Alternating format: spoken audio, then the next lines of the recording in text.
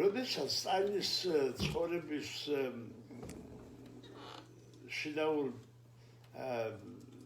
საქმიანობას ესწობი, რწმუნდები, რომ სტალინი ჩვეულებრივი ადამიანი იყო. მას ისევე ცხელოდა და ისევე სცვიოდა, როგორც ჩვეულებრივ ადამიანს.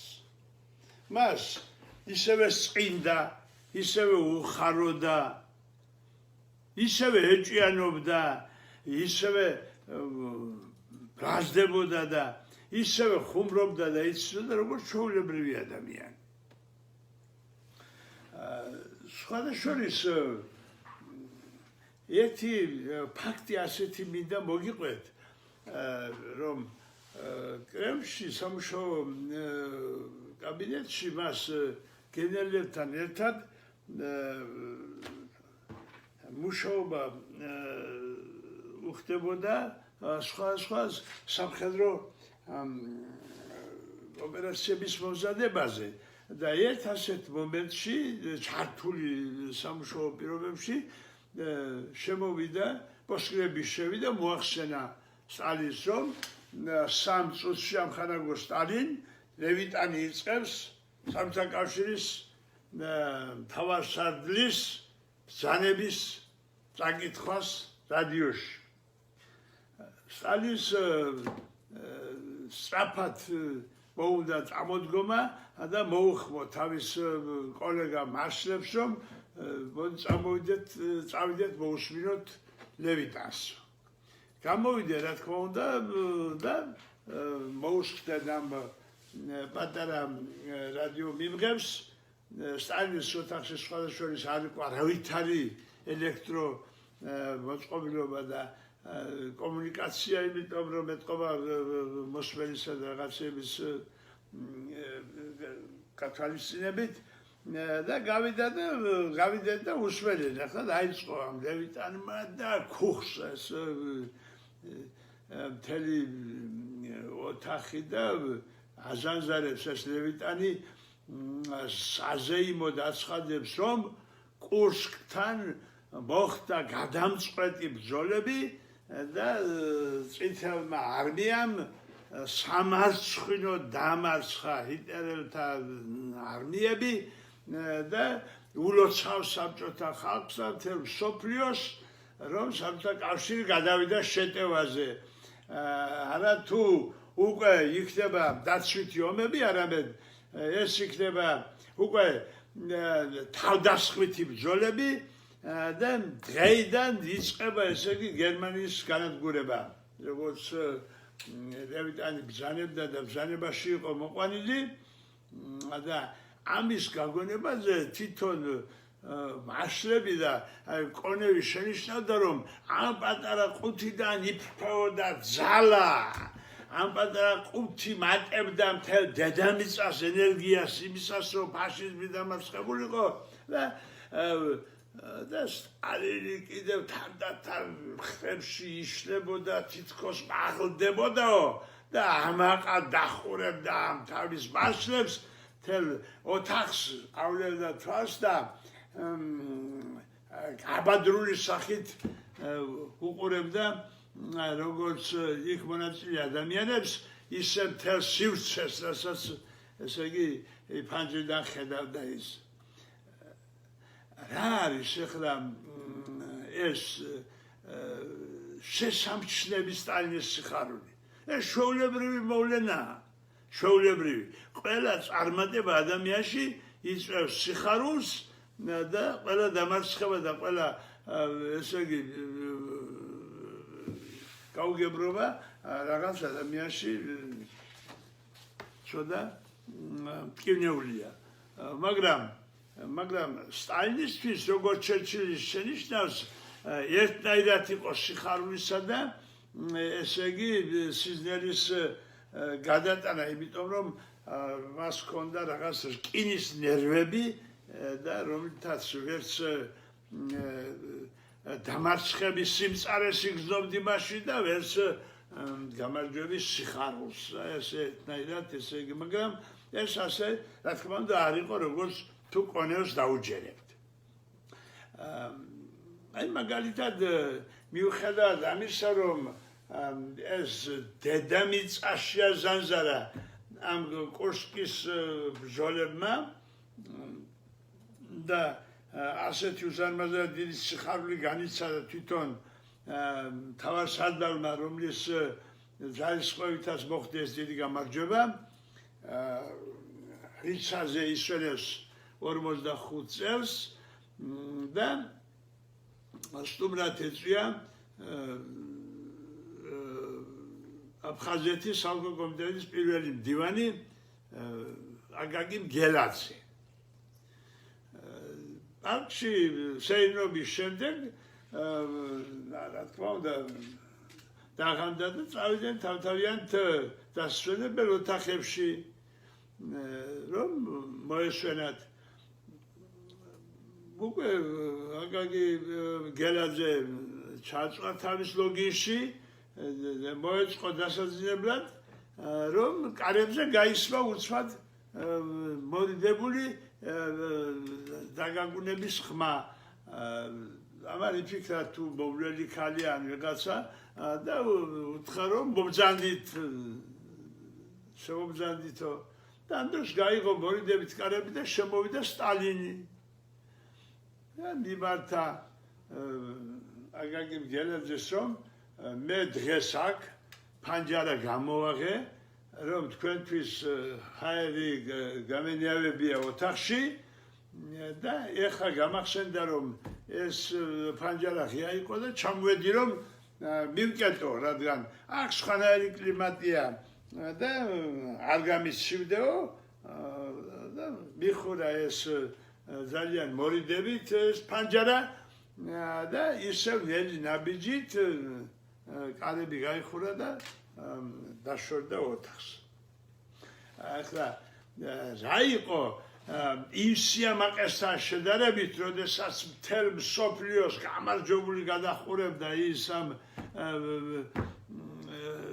გამარჯვების შემდეგ და რეპროდუქტორთან დგომის დროს ასე გამოხატა კონევმა იმისი კმაყოფილება, რომ პატარა მომსახურე იმასავით პიროვნებასავით თავის სტუმარს დახედა, ფანჯარა მიუკეტა და დაათვალიერება ხო არაფერი არ უქმნის მას უხერხულობას და ასე გაშორდა მის საწოლ ოთახს.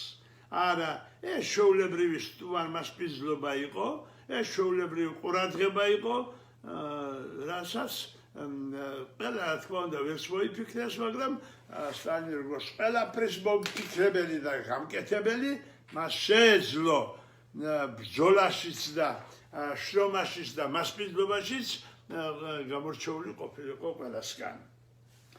მეორე შემთხვევა ასეთი გახლავთ, რომ 1946 წელს გაგრაში დასვენების დროს ჩაგვიდა სთხოვა სტალინმა რომ ჩაეყმანა გიორგი სააკაძის ფილმის მთავარი მოქმედი გმირები მასთან სასაუბროდ, რადგან ამ ფილმმა ძალიან დიდი როლი შეასრულა დიდ სამამულო ომში და ძალიან დიდი აღიარება პოვა თეირანში, სადაც აღებული ჰქონდა სტალინს, რუზველტისაგან და ჩერჩილისაგან და ეს ის კი შესთავაზა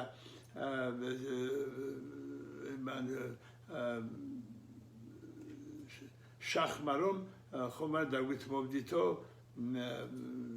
ვასაძესო, შახის როლის შემსრულებელსო, რომ აქ ისე ვაცხოვროთ, როგორც შახიო. და არ დაგთანხმდებათო, ის თავის ქვეყანაში შახიც არის და შახი შახიცო, ასე უპასუხა სტალინმა.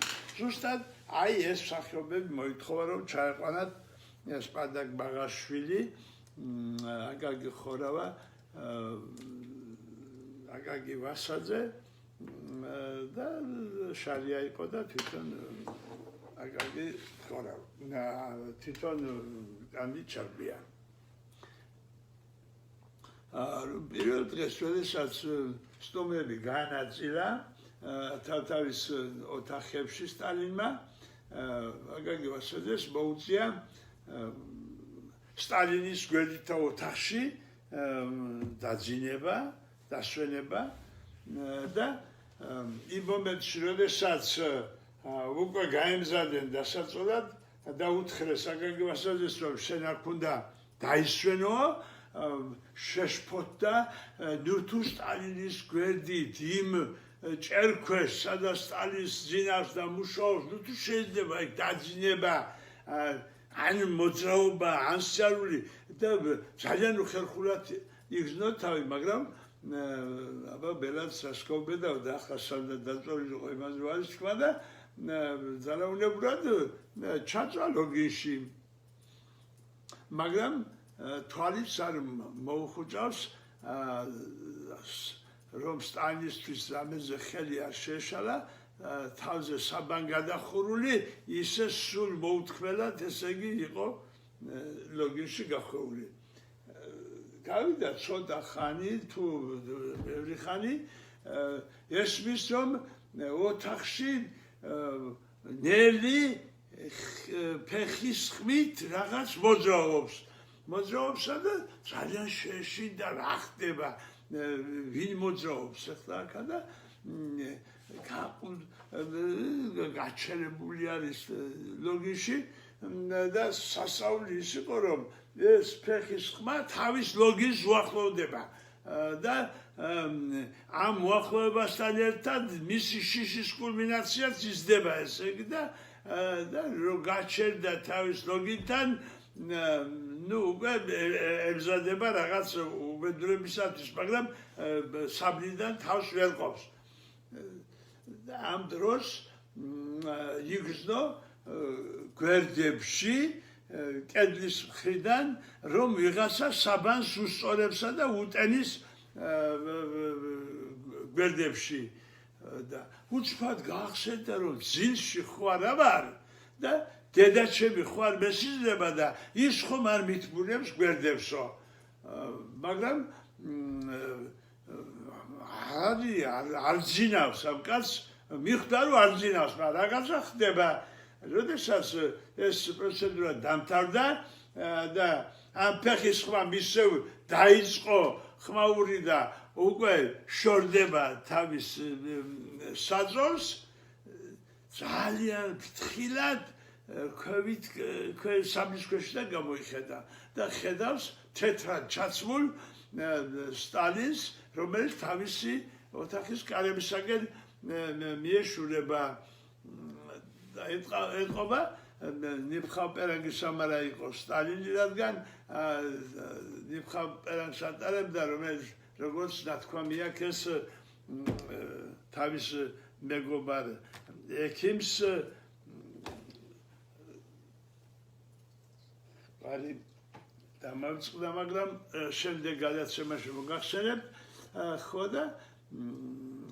და ისევ დააწვა, მაგრამ ძილი მაინც ვერ მოეკიდა აკაკი ვასაძეს. სულ ფიქრობდა, რა არის ეს ღმერთკაცი, რომელიც თავის გულისთვის ადგა, დახედა, საბანი გაუსწორა და ისევ წავიდა და ისევ მუშაობა გააგრძელა. როგორ უნდა შეფასდეს ესა? თქვათ, იმიტომ რომ მე ეს საქვეყნოდ ეთქვა აკაკი ვასაძეს, არავითარ შემთხვევაში სტალინთან მოქმედება და საუბარს არავითარ შემთხვევაში გარეთ ვერ გამოიტანდი. არ ყოფილა შემთხვევა სტალინის ნათქვამის საიდუმლო სიტყვა და მოქმედება, რომელსაც ის ჩაიდენდა, ერთ კაცს შეიძლება სცოდნოდა, მაგრამ მესამე კაცმა რო იცოდა სტალინისა და იმ კაცის გარდა, ამის შემთხვევა დაფიქსირებული ჯერ არ არის. გარდა ერთი შემთხვევისა, როდესაც სტალინისა და მოლოტოვის საუბარი მესამის მიერ იქნა დაფიქსირებული პრესაში და ეს იყო ჟემჩუჟინა, რომელმაც საკადრისი მიიღო და 7 წლით პატიმრობა მიუსაჯეს და შორეულ ციმბირში გადაასახლეს. სხვადასხვა სხვადასხვის ეს არის სტალინის ადამიანური დამოკიდებულების და ქართული ადათ-წესების სტუმართმოყვარეობის და სტუმრის დახვედრის ტრადიციული წესი და ტრადიციული ესე იგი დახვედრა სტუმრისა როგორც საერთოდ მიღებული იყო საქართველოში და მთელი კავკასიის მთიან რაიონებში. მე კიდევ ერთი ამბავი მინდა მოგიყვეთ სოხუმში თავისი ამხანაგები ჩააყვანინა ჩარკვიანს სტალინმა ტიტვინიძე და ტიტვინიძე და ცერაძე ესენი მოჭიდავეები იყვნენ და დიდი რევოლუციონერები და დიდი დამსახურებული ადამიანები არიყვნენ ჩვეულებრივი გლეხი ხალხი იყვნენ, მაგრამ შემდეგ როდესაც ჩაებდნენ სოციალისტური მშენებლობის ამ უზარმაზარ დიდ ტემპში, მერე კი გახდნენ სხვადასხვის ლენის ორდენოსნები და როგორც მუშები, როგორც სტალინის მეგობრები ძალიან თავდადებულად მუშაობდნენ სოციალისტურ მშენებლობებზე. ჩაიყვანეს და ერთი კვირა სტალინთან ერთად ცხოვრობდნენ და მასთან ერთად ესე იგი ძველამბებს იგონებდნენ, მღეროდნენ, ისინი ბავშვობაში თურმე ერთად მღეროდნენ და ამან ტიტვინიძემ ჩაუტანა ფანქრებს მასში შუაზე ყოფდნენ, ჭრიდნენ და ერთ ნახევარს ერთ ბავშვს მისცემდნენ, მეორე ნახევარს მეორე ბავშვს მისცემდნენ და ამ სტალინის შემოუჭრია ამ თავისი ნახევრისათვის გოლი გაუკეთებია, მოუბია თასმასავით ლამაზი რაღაც გასანთლული ძაფი და რომ მოწონებია ტიტვინიძეს უჩუქებია სტალინს. სწორედ ეს სტალინის ნაჩუქარი ფანქარი ჩაუტანია სტალინისთვის საჩუქრად და სტალინის ისე გახარებია შეღმერთძაღლო, რამ შეგანახი ამდეხას ეს არის ჩემი ბავშვობა, ამაზე ძვირფას საჩუქრას შევერაფერს მომიტანდიო, აი ესეთი საუბრები ქონდა თავის მეგობრებთან. და ერთი კვირის შემდეგ სუფრაზე ზიან და წამოიწყო სიმღერა ტიტვინიძემ, კარგად მღეროდა თურმე და აყვა სტალინი, სიმღერა კარგად გამოუვიდათ, მაგრამ სიტყვები, რასაც ამბობდა ტიტვინიძე, კარგად ვერ გაიგო სტალინმა ამ სიმღერაში რა. და რო დათავდა ეს სიმღერა თხოვა სტალინმა, რომ ვერ გავიგე რა სიტყვები ამბობდი ამ სიმღერაში და იქნება კიდევ იმღერეთო ერთხელო. ხო და კი ბატონო და დაიწყო ამ ტიტვინიძემ ცერაძესთან ერთად სიმღერა, სტალინის აყვა და ჩაუკაკლა ახლა ამან რომ გეომ უთხრა აყოფასა, შინ წასვაშობს აყოფასაო. ასეთი იყო სიმღერის ტექსტი. სტალინს გაეცინა, მოგწყინდათ ხო, ჩემთან აღარ გინდათ ხო, ჩემი მეგობრობაო და რაღაცა და სახში გირჩენია თქვენსოში. არაო, შენთან რა მოგვაწყენსო კაცო, მაგრამ ამდენი მოგასწინეთო რაღაცო. კაცო, მე ხომ არ გეპატიჟებოდითო ომის დროსო, მაშინ არ მეცალაო, ეხლა დასვენებლად, იმიტომ წამოვედიო, რომ თქვენთან ერთად ვიყო, რომ დავისვენო, რომ ჩავალო მოსკოვში, კიდე რომ ასე ვიმუშაო, ასეთი საუბარი ქონდა, რასაც სხვა შორის ძალიან ლამაზად გადმოგცემს კანდი ჩარკვიანი თავის მოგონებებში სტალინთან დამოკიდებულებაში. ეხლა უნდა გითხრათ ერთი საინტერესო ამბავი, დიდი თხოვნისა და დიდი მუდარის შემდეგ ელექტროწევაზე გადმოსცეს ერთი ელმავალი საქართველოს და ეს დიდი საქმე იყო მაშინ, არ იყო ეს ელმავლები და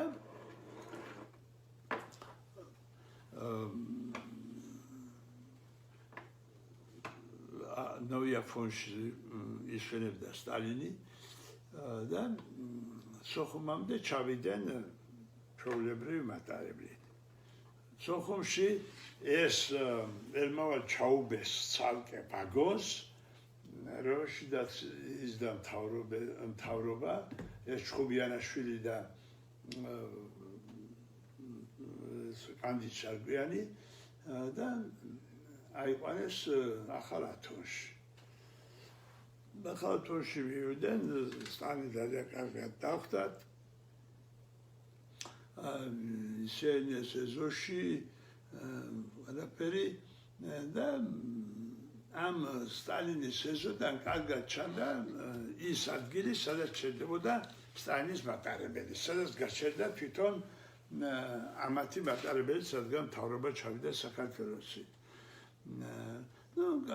კარგახანი იყურებოდა იქეთ და ჩარკვიანი წერს, რომ მეც ვიყურებოდიო, მაგრამ ვერაფერი ვერ შევნიშნე, ნეტარ რას უყურებს სტალინიო გაცვასი დავიჟდებით.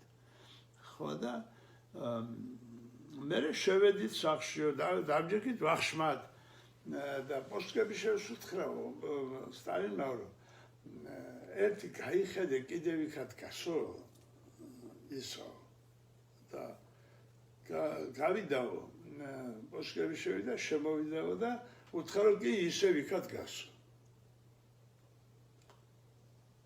ხო და ვახშამი რომ დამთავრდა და რაღაცები ჩვენ ვთხარით, რომ სესია გვაქვს თუ რაღაცაო და უნდა ჩვენ ამაღამ უნდა წავიდეთ.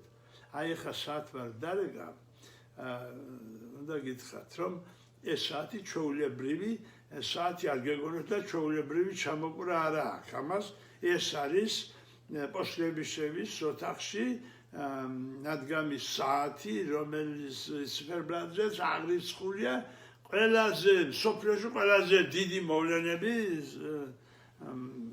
და აი ეს საათი ჩამოვიტანე და დიდი რუდუნებით აი ული ჩემს სახლში და სადაც ვარ იქ რეკავს ეს და არც გაჩერებულა სხვადასხვა სამხნის განმავლობაში.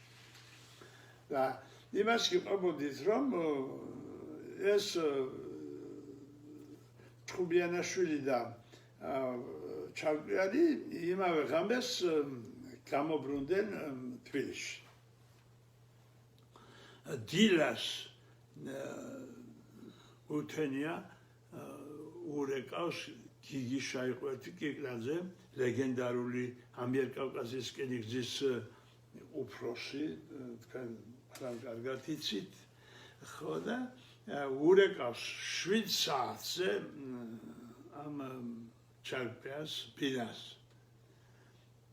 და უთხრა კანდი ნესტორიძე, ძალიან ცუდი ამბავი უნდა გითხრათ. რა ხდება რა ამბავია? რა ამბავია და ისო ბეშევმა დამირეკაო ამდენითო 6 საათზეო. ხო და ჩვენ ჩამოგვართვეს ელმავალიო, რომელიც სტალინმა მოგცაო. რათაო ბეშევმა რატო ჩამოგართვით რამე? თქვენო სასეირნოთ არ მომიცეო მე თქვენთვის ელმავალიო. რომ მთელი დღე და ღამეო ერთ ადგილზე გეყენოთ ეს ელმავალიო, კარგი. ხო და სასწრაფოდ გადაიყვანეთო ორთქლის წევაზეო ის მატარებელია, რომელთაც ეს ელექტრო წევა იყო გათვალისწინებულიო. ბრძანება არ შეიცვლებაო. ბრძანება არის გაცემული სტალინისო. მე ასე მითხრეს. ხო და მე ჩარკვიანი წერს, რომ მაშინ რა მივხვდიო, რომ ის თურმე ჩვენელმა ვარს უყურებდა, რომ ჩვენ რო ჩავედით იმერმავლით და იქიდგაო და ხამერს რო იქიდგა თურმე კაია ის და თელი დღე რომ მოწდენილი იყო ჩვენი გულისთვის, იმიტომ ჩამოგვათო ჩვენ ეს ელმავალი. ესე იგი სტალინისტის შეუძლებელი იყო რომ რამე მოეთმინა ხელმძღვანელი ამ ხარაგისათვის, რომელიც სახელმწიფოს აზარებდა რითიმე.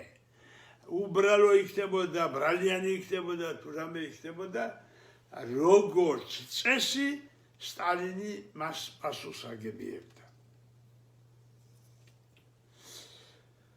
და ბოლოს უნდა მოგიყვეთ ერთი სტალინის თვითონ მონაყოლი ამბავი, თვითონ წერს თავის მეუღლეებში, თავის ჩანაწერებში სტალინი, რომ რადგან მე ვიყავი ნაციონალური ურთიერთობათა სახალხო კომისარი, ამიტომ ელჩების დანიშვნა მე მეხებოდაო და მე ვნიშნავდიო რესპუბლიკებში ელჩებს.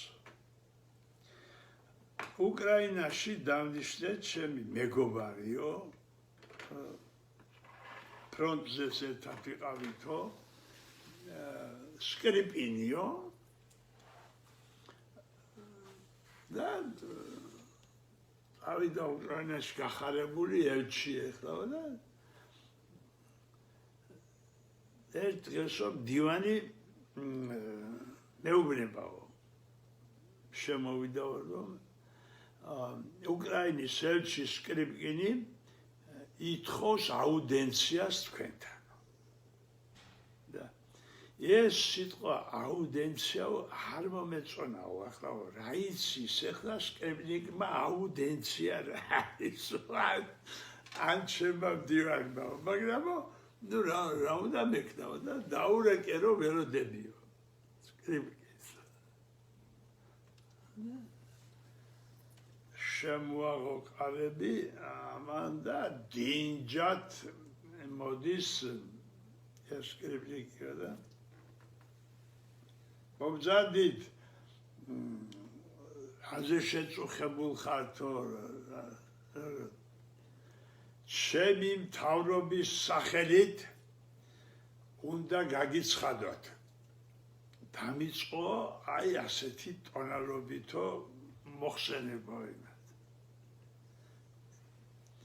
ნიკოლა, რა გვინდა ჩვენ ასეთი ერთმანეთის მიმართ საუბარიო, უთხარი მეო.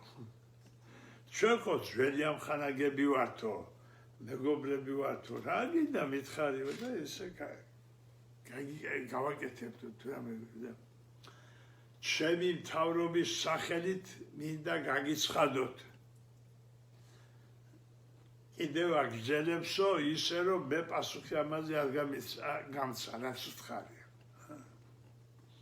კარგი, ასე გინდაო, ნიკოლაო და მოусმინეო ამას. იმან ძალიან სერიოზულად ჩამოვიყალიბა ყველაფერიო და სათქმელიო და მე ვთხარიო, რომ ამას ჩვენ განვიხილავთო მთავრობის ხდომაზეო. ახლა ვერ დაგვიდებით, რომ ყველაფერს გაგიკეთებთო.